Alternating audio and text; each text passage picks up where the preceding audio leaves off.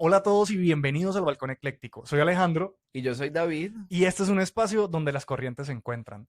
Así es, Alejo. Este es un espacio donde vamos a poder conversar, donde vamos a poder acercarnos, donde vamos a tener una mirada genuina de la vida, una mirada abierta y empática respecto a los temas que transitamos, diversos temas del diario vivir.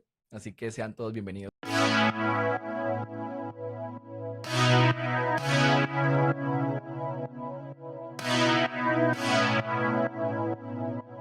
Quisiera preguntarte, Alejo, ¿por qué piensas que nuestro podcast o ese espacio de un balcón es es el espacio ideal para hablar sobre esas diversas corrientes? Bueno, qué bueno que lo preguntas, porque un balcón es en esencia un espacio de transición, un espacio entre el interior y el exterior. Recuerdo estos días que estuvimos hablando con unos estudiantes sobre por qué en estas ciudades latinoamericanas somos tan dados a cerrarnos entre cortinas o poner cortinas para que no nos vean. No nos gusta ni que nos vean y seguramente no nos gusta ver mucho hacia afuera. Cuando en otras ciudades de otros continentes, por ejemplo, es, digamos, una relación totalmente abierta, que dejes ver el estudio, la sala, tu biblioteca, tus cosas como súper organizadas. Incluso creo que lo hacen a propósito, como para que te antojes de cosas que tienen adentro, pero acá en Latinoamérica somos muy cerrados a eso, como tratamos de taparnos o tratamos de estar como en una intimidad muy profunda. Esto de pronto uno lo puede asociar con la espiritualidad, como tratar de tener ese mundo interior muy oculto, o incluso para uno mismo, no dejarlo ver. ¿Cómo verías tú eso, por ejemplo, con el autoconocimiento? Pues mira, es muy interesante porque según lo que te entiendo, entonces es un balcón, es un espacio entre el exterior y el interior, es como un espacio de transición. Y realmente eso somos nosotros, los seres humanos. Los seres humanos tenemos un espacio interior o un mundo interior y tenemos el mundo que nos rodea, el mundo exterior. Y siempre estamos orientados un poco hacia ese mundo exterior, siempre estamos en pro de responder por el trabajo, por nuestras familias, por la proyección, el éxito, el que dirán, y a veces nos olvidamos que también tenemos un gran mundo interior. Entonces, a veces es Ujú. bueno pararnos desde esos espacios de transición para hacer una correlación entre eso que es muy famoso que dicen que como es afuera, es adentro. A veces nuestro mundo exterior está completamente desorganizado y eso habla un poco de qué tanto estamos nosotros en nuestro mundo interior organizados o desorganizados. Entonces, pues creo que en el balcón ecléctico vamos a poder descubrir o navegar en ese mundo en esos dos mundos, entre el mundo exterior y el mundo interior, y vamos a poder conectar realmente con nuestra esencia a través de diversas vivencias del día a día, la paternidad, los amigos, las relaciones interpersonales, el trabajo, los viajes, eh, el deporte, las prácticas alternativas. Bueno, todo lo que nosotros nos vamos a plantear aquí, hablar desde el eclecticismo, que tú ahorita mencionabas algo sobre eso. No sé si lo amplías porque de la arquitectura el eclecticismo es una corriente bastante interesante. Bueno, cuando estudié justamente mi carrera de arquitectura, recuerdo yo, después de ver muchos de los estilos, empezamos desde las civilizaciones antiguas, pasando por las clásicas, Roma, Grecia, bueno, y llegamos justo antes de la modernidad, que uno pensaría que modernidad es ahorita, no, ahorita es lo contemporáneo, la modernidad realmente es vieja, la modernidad tiene más de un siglo, pero antes de eso, antes de llegar como a esa unificación del estilo, a esa idea de querer un mismo sello en todo el mundo, se pasó por varios modelos donde se intentó revivir eso clásico y otros donde simplemente los autores o los diseñadores dejaban fluir sus estilos combinando muchos elementos de varios en un mismo edificio, que al final uno no sabía cómo leerlo y a esta corriente la llamaron el eclecticismo. Por Es eso, decir, te entiendo, diversas corrientes, diversos estilos que convergían en una en una misma misma ciudad, edificación, en una misma ni edificación. siquiera de ciudad, era edificación porque Ejecución. era más enfocado como hacia el estilo arquitectónico. Perfecto, súper. Entonces, cuando también juntamos muchos temas, O sea que, interesante, porque si es una edificación, eso podríamos ser nosotros. ujú, Eventualmente nosotros, como una construcción social, una construcción humana, pues tejemos en nuestra vida diversas corrientes. De niños nos incorporan nuestros papás ciertas cosas, en la adolescencia como que queremos encontrar nuestra propia voz, en la adolescencia llega un revuelo, esa crisis de identidad que todo el mundo tiene en diversas edades, y ya luego, después de esa crisis, como consolidar quién tú quieres ser. Y yo creo que eso es un poco también lo que nos convoca aquí, porque pues tanto tú como yo creo que a lo largo de nuestra vida nos hemos sentido diferentes en muchas cosas. Y Ujú. cuando uno se siente diferente, pues viene esa evaluación de ¿será que yo estoy mal? ¿Será que yo estoy bien? Y esa analogía con la arquitectura es fabulosa porque entonces permite esa apertura a que en una edificación, en una construcción, en un ser humano, se permita habitar diferentes corrientes y diferentes tejidos que van a hacer, que van a dar voz a alguien que le va a dar una edificación o que va a hacer, digamos, lo que se va a mostrar y no necesariamente uno tiene que ser como el molde social a veces lo tiene. Y hablando ahorita de etapas de vida que les mencionaste, la niñez, la adolescencia, ¿por qué los 33? Este es nuestro año número 33. Mira que yo creo que esto es una idea que se venía gestando hace rato. Yo creo que esto es una cosa que se venía gestando después de múltiples procesos por los que hemos pasado, por la consolidación de nuestra identidad, por esa búsqueda de qué tenemos adentro, qué ha sido de nuestra vida, todas esas preguntas. Y yo creo que con todo ese conocimiento acumulado, porque ha sido un grande, un amplio conocimiento que yo creo que hemos tenido pues es hora de contarlo, ¿no? Es hora de sentir eso que hemos aprendido y cómo se manifiesta en diferentes situaciones. Por ejemplo, un podcast, aunque lo hacemos, no, ahorita es un podcast, pero siempre venimos hablando con nuestros amigos o con nuestros allegados, dando un poco de voz activa a todo eso que hemos aprendido y que se ha consolidado a lo largo de este tiempo. ¿Y a quién no le ha pasado que ha tenido conversaciones que dice, pucha, lo habremos grabado porque fue genial todo lo que hablamos? Total, Pues eso nos total. ha pasado muchas veces y creo que este fue como el momento de decir, bueno, comentémoslo, pongámoslo público y que quien quiera venir también al balcón, bienvenido a comentar las A historias. comentarlo, que es un poquito como que tengo la necesidad de hablar, no tengo la necesidad de decir. Y mira que también yo creo que los 33 convienen o coinciden con un momento donde ese vivir en automático llega al límite, ¿no? Es como que desde niños estamos modo colegio, sabemos que tenemos que estudiar los 11 años obligatorios, sabemos que tenemos que salir y ponernos a estudiar o trabajar, y llegamos a entrar como en un círculo vicioso de levantarse, hacer algo programado y llegar a acostarse, y eso se convierte en una vida en automático, y ya cuando uno llega a los 30 es que esa vida empieza a volverse como chocante, ¿no? Entonces, el también abrir un espacio donde podamos hablar de otras cosas es empezar a romper un poco ese vivir en automático. El reevaluarse un poco también tiene que ver con esos momentos críticos de la vida donde uno empieza a hacerse esas preguntas que nunca se ha hecho o que uno empieza a sentirse incómodo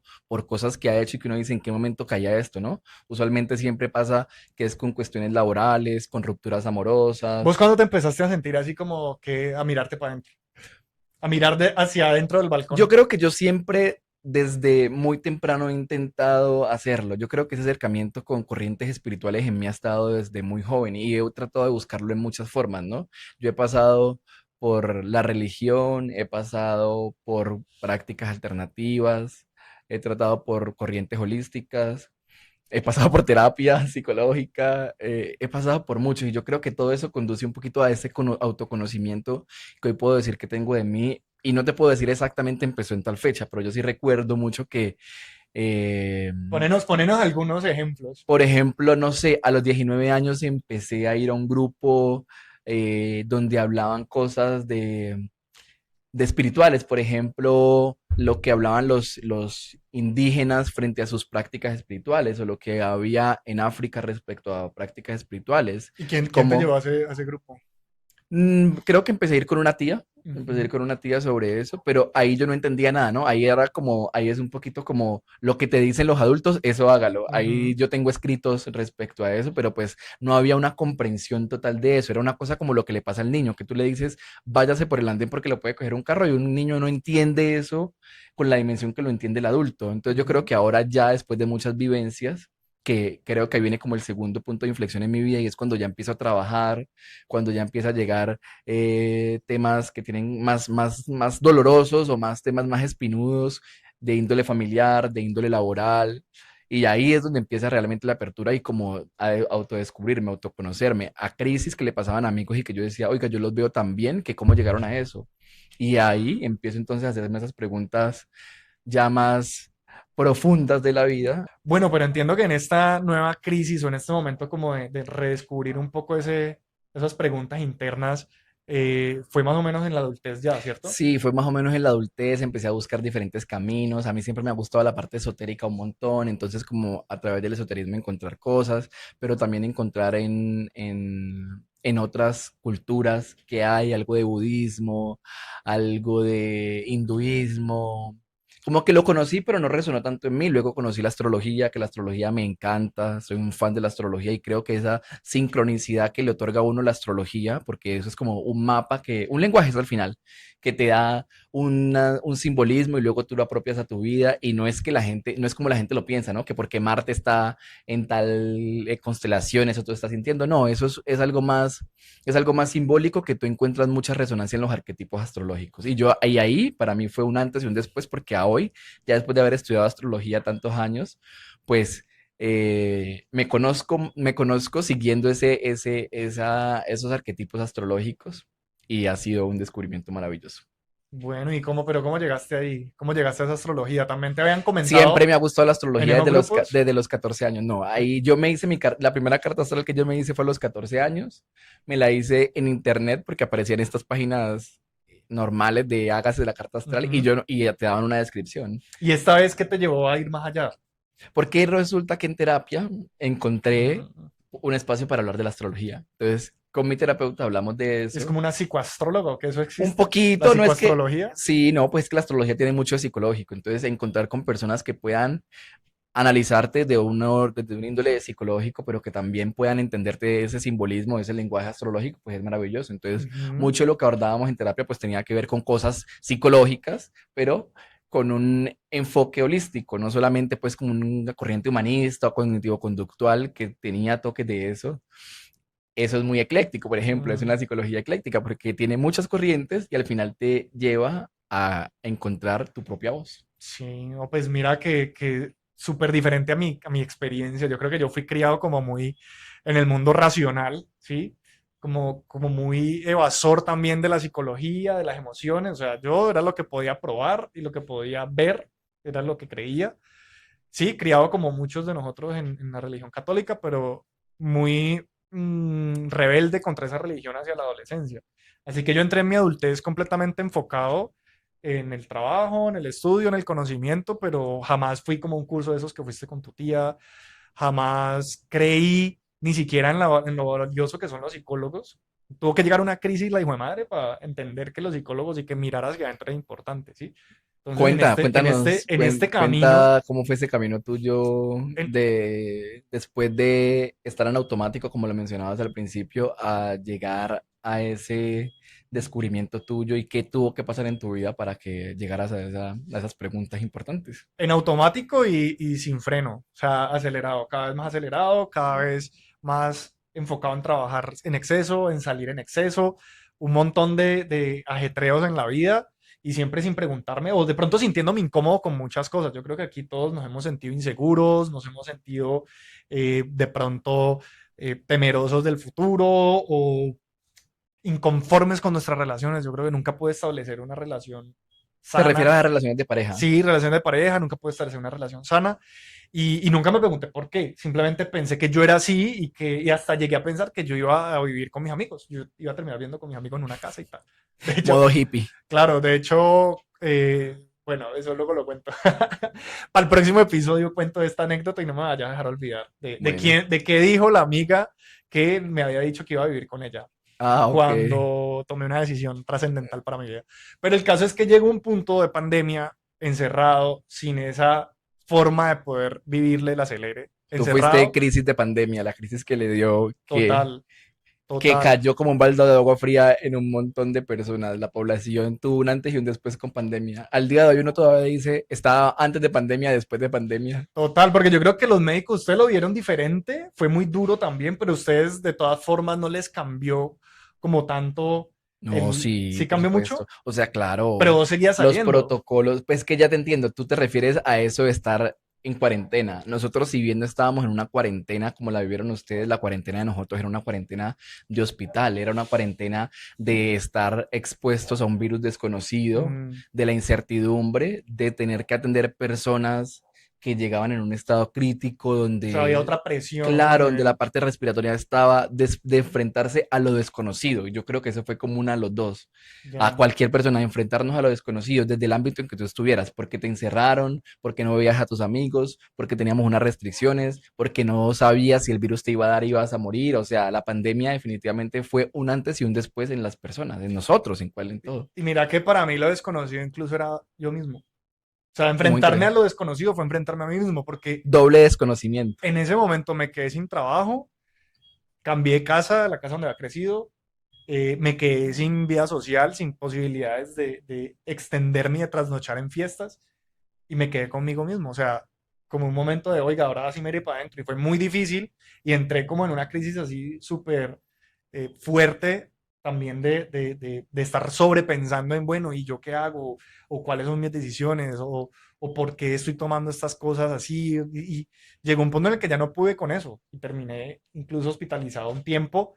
Ahí fue como mi primer encuentro real con la psicoterapia y Mira, con este camino. mira que es muy interesante porque retomamos lo que hablábamos al principio, como algo externo te hace mirar hacia adentro. Mm. ¿Cómo llega ese Alejandro a pararse desde el balcón de su enfermedad? Porque es lo que te entiendo.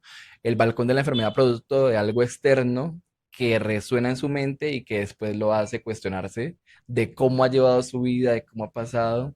Y creo que sí, evidentemente los seres humanos a veces requerimos de eso para poder empezar a cuestionarnos y a dejar de pisar ese acelerador y poder meter un poco el freno y hacer un stop, un alto para identificando lo que nos está pasando. Y hay algo también que es muy chévere y es que ese primer momento, bueno, fue en pandemia, 2021, me permitió empezar a conocerme. Creo que también muchas de las cuestiones iniciales fueron resueltas con el tiempo. Digamos que las respuestas van llegando. Yo creo que esto es muy chévere Y ahí cuando cuando empiezas. empiezas un poco en esa psicoterapia, perdón que te interrumpa, cuando empiezas en esa psicoterapia, al principio, ¿cómo resonó en vos eso de ir al psicólogo? ¿Creías? Yo ya había tenido como una experiencia inicial poco satisfactoria cuando estaba en la universidad que me dio una crisis más o menos parecida, como de sentirme impotente y capaz de tomar alguna decisión, sentirme inútil, siempre había como una sensación de látigo. Pero yo no había creído mucho porque me dediqué fue a trabajar en mi entrega de carrera y, digamos, evadí, ¿sí? Como muchos hacemos, Había una evasión ahí una evasión. constante. Sí, yo tengo un problema, pero no, yo soy fuerte, yo puedo seguir haciendo mis cosas. Esta vez sí, pues no tenía opción, que me sentía muy mal, estaba como en recuperación después de haber estado como con muchos medicamentos fuertes para controlar esa crisis inicial como de ansiedad y de psicosis. Y, Ah, bueno, valga aclarar, porque ahorita ¿qué es hablamos de psicosis? enfermedades Explica psicosis. que no habías contado, que atravesaste una crisis psicótica producto de la pandemia y que esa crisis psicótica, por lo que conozco, te llevó a un proceso no solo de encontrarte contigo mismo, sino primero pues de tratar la psicosis, un tema más médico, y luego ese tema se convierte en algo personal, hasta escalar a la parte espiritual. Hay que reírse de esos momentos duros para después de que pasen, pero en el momento de sentir que se te corre la taja y que no vas a servir para nada, es muy duro. No, y la psicosis se vive de forma diferente. Hay gente que siempre está en una psicosis constante y no se da cuenta que está en psicosis. Mm. De hecho, tú para darte cuenta de que estabas en psicosis te demoraste un poquito. Sí, pues no me acuerdo la verdad mucho de eso. Pero bueno, ahí en ese momento sí entré como en diferentes tipos de terapia. Esto también es un mundo, un universo. Y yo digo que hay un terapeuta para cada persona. Y pues de los primeros como que ensayé durante hospitalización, nada chéveres, pues no lograba como conectar. Además, cuando estás como muy, muy mal, pues no puedes ni siquiera preguntar No, pues es que, nada para adentro. es que tratarte en lo agudo no. Ya viene después más como en la fase subaguda, ya en el Ujú. tratamiento después de la crisis, ya viene un abordaje más integral y en donde puedes explorar más. Depende de cada persona. No, y además fui pasando como por tipos. Digamos, la primera fue cognitivo-conductual, que era muy como encargada de, venga, trabajes esos pensamientos limitantes de usted no sirve para tal cosa, usted no es capaz de dibujar. Trabájese cuál sería una respuesta racional sobre ese tipo de situación y empiece a trabajarla. Entonces, ese primer trabajo como mecánico fue con ella y cuando ya llegué a un momento en el que sentí que ya estaba mejor, como que estuve preparado para empezar a preguntarme más cosas y ahí encontré a la terapeuta con la que he durado más tiempo, prácticamente desde allá. Y mira que algo también chévere que me pareció con ella es que hacíamos mucho énfasis en los sueños. y no como una interpretación esotérica o paranormal de los sueños o premonitoria, sino como esas señales que te manda el subconsciente te están diciendo cosas de Es lo que realmente te preocupa o te está afectando. es el mundo onírico. El mundo Mm. onírico tiene una explicación psicológica. Hay muchas teorías sobre eso. De hecho, yo también exploré el mundo onírico en algún momento. Porque Por eso es que también a hay, veces me gusta contarte mis sueños, a ver qué opinas. sí, sí, son interesantes. Es un tema bastante interesante. No hay una respuesta, pero lo chévere es quedarse con eso, ¿no? Que el sueño muestra o materializa una conducta, un comportamiento, y entonces eso en tu vida personal, ¿cómo lo traes? Y Ujú. eso, si te pones a pensar desde el inconsciente, ¿qué quiere ser? Luego, en otro capítulo, hablamos más de qué es inconsciente, qué es consciente, todas esas cosas más del terreno de la psicología, aunque aclaramos que ninguno de los dos es psicólogo de profesión. Sí, Aquí ninguno lo ha estudiado en una universidad, pero aquí ah, tenemos un recurso que es las vivencias práctico. propias, sí, una cosa más empírica y práctica, que Sí. obviamente no vamos a entrar en cosas desde índole profesional y a recomendar cosas, sino cómo lo hemos vivido nosotros, cómo lo interpretamos y que ustedes se unan con nosotros en esas vivencias y nos las cuenten. Y mira que ahorita volviendo un poco con lo que hablábamos de los 33, es que creo que ahorita ya han pasado 5 años, 6 años, no Ya mentira, 6 años 5 de la años pandemia. de ese momento. La pandemia empezó en el 2020, estamos en el 2026. Sí, Para pero esta digamos que fecha ya de ese estábamos a un mes de que nos encerraran. proceso de autodescubrimiento y del, digamos, la epifanía que llamé en algún momento, como de que llegaran muchas respuestas, pues ya han pasado 5 años y 5 años de relativa estabilidad emocional. Y justo en un viaje que tuve hace poco empecé como a decir, bueno, y creo que conversé con alguien sobre eso, que estaba como en su proceso de psicoterapia también como durante 4 años y llegó y dijo, ya estoy cansado de estar todo el tiempo reflexionando sobre todo y quiero como tomar un descanso y tal, ya llegué a mi punto. Yo ahorita en cambio digo, bueno, ya está bien de esta estabilidad y de pronto puedo ir un poco más allá y ahora me estoy acercando a esa parte espiritual, a esa parte un Súper, poco. súper interesante. Y justo hablando de los sueños, estoy leyendo un libro que luego lo comentamos sobre esos tres planos de la conciencia o esos tres planos como de la mente. La racional, que es en la que vivimos todos y en la que el mundo occidental se ha enfocado. Llevamos ciclos viviendo así. La del subconsciente, que es esta que se nos comunica en los sueños. Y la del subconsciente colectivo, que es la El que, inconsciente colectivo. eso, el inconsciente colectivo, que es la de nuestros ancestros. O sea, es como el conocimiento acumulado y que se, digamos, aflora también en la intuición, aflora en como cosas que sentís que debes hacer o que debes Es que reaccionar. es un cúmulo. Y Sí. de hecho, esa es una forma de explicar como la parte racional, Ujú, subconsciente, inconsciente colectivo, pero hay otras formas, ¿no? Está lo que dice Freud de el ello, el ujú. yo y el super yo, que también va un poquito como por esas corrientes. Al final uno encuentra como similitudes entre todos y la clave es no quedarse con una sola, a mi modo de ver, sino poder entender algo de cada una y ver cómo eso resuena en ti y cómo uno al final va sobre todo introyectándolo consigo mismo, cómo eso te hace verte desde otra forma, cómo eso resuena, por ejemplo, no sé, en patrones de comportamiento, en toma de decisiones, en lo sensato o lo insensato que pueda hacer. Creo sobre todo en esa proyección como ser humano que tienes, que es muy importante que uno la elabore, está involucrado todas esas Ujú. dimensiones. Y mira que ese man trata de hacer un paralelo entre pensamientos como los de Freud, los de Jung y las tradiciones de los nativos americanos. Entonces, ese libro Interesante. establece ese paralelo, me pareció súper interesante porque no deja de lado esa parte racional que tiene que resonar para yo entenderla, para yo poder digerirla. Por eso tus astros siempre me han costado trabajo porque siento que No, los esos astros son una arquetipos, maravilla, no te metas sí, con los pero que esos astros. no digo que no sea válido, sino que yo siento que tienes que tener una sensibilidad especial para hacer esas asociaciones entre ese montón de arquetipos que al final todos se pueden relacionar con todos. Entonces, eso, digamos, es muy valioso y tú lo puedes entender. A mí me cuesta más trabajo, entonces me metí por este camino y ahí vamos.